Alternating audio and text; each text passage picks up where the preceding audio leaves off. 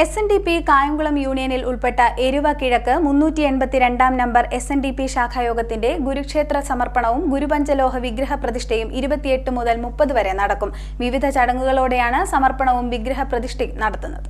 Kayamkulam SNDP യൂണിയനിൽപ്പെട്ട Kayamkulam Eruva കിഴക്ക് 382 number SNDP ശാഖായോഗം വക ഗുരുക്ഷേത്രത്തിന്റെ സമർപ്പണവും ഗുരു പഞ്ചലോഹ വിഗ്രഹ പ്രതിഷ്ഠയും 28 മുതൽ 30 വരെ വിവിധ ചടങ്ങുകളോടെ നടക്കുമെന്ന് ഭാരവാഹികൾ വാർത്താസമ്മേളനത്തിൽ അറിയിച്ചു.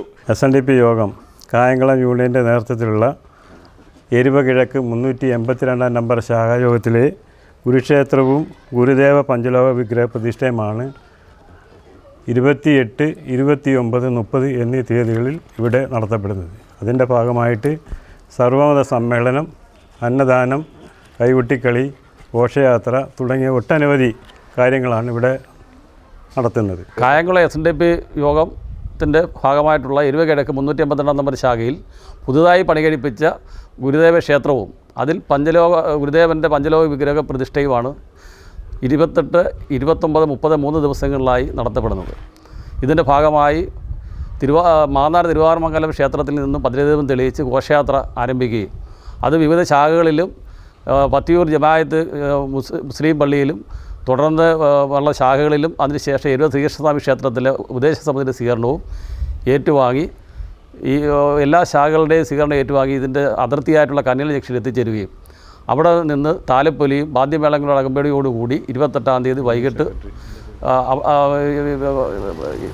നമ്മുടെ കന്നേൽ ജംഗ്ഷനിൽ വന്നു കഴിയുമ്പോൾ ഗുരുദേവ വിഗ്രഹം നമ്മളുടെ കായംകുളം യൂണിയൻ്റെ സെക്രട്ടറി ആയിട്ടുള്ള ശ്രീ പ്രദീപ് ലാൽ അദ്ദേഹവും മേഖലാ കൺവീനറായിട്ടുള്ള പനക്കൽ ദേവരാജനും അവരുകളും ചേർന്ന് ഈ ശാഖയുടെ ഭാരവാഹികളുടെ സാന്നിധ്യത്തിൽ മറ്റ് ഭക്തജനങ്ങളുടെയും കൂടെ സാന്നിധ്യത്തിൽ ഈ ശാഖയുടെ ഭാരവാഹികളെ ഏൽപ്പിക്കും.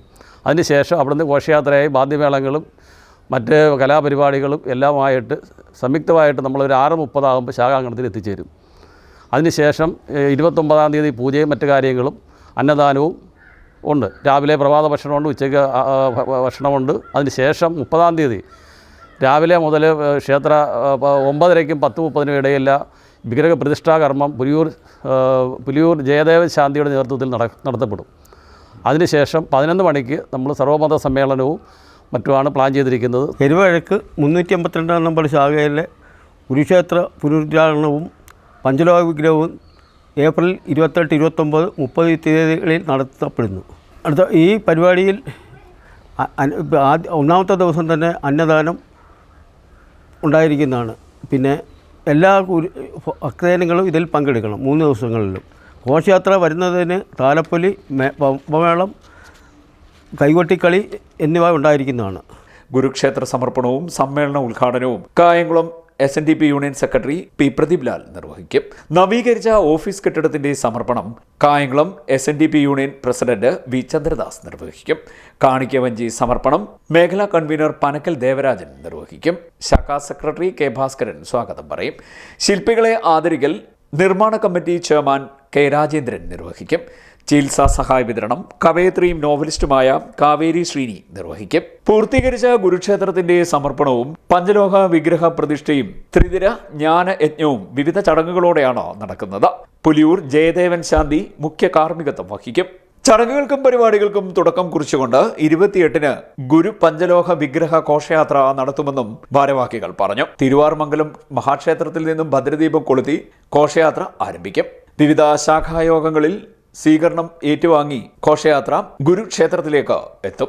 30-ാം തീയതി ബുധനാഴ്ചയാണ് സർവമത സമ്മേളനം, ഗുരുക്ഷേത്ര സമർപ്പണം എന്നിവ നടക്കുന്നത്. വാർത്താ സമ്മേളനത്തിൽ SNDP യോഗം കായംകുളം യൂണിയൻ മേഖലാ കൺവീനർ പനക്കൽ ദേവരാജൻ, SNDP ശാഖാ സെക്രട്ടറി K. ഭാസ്കരൻ, നിർമ്മാണ കമ്മിറ്റി ചെയർമാൻ K. രാജേന്ദ്രൻ, നിർമ്മാണ കമ്മിറ്റി കൺവീനർ K. പുരുഷൻ എന്നിവർ പങ്കെടുത്തു. CDNet news Kayamkulam.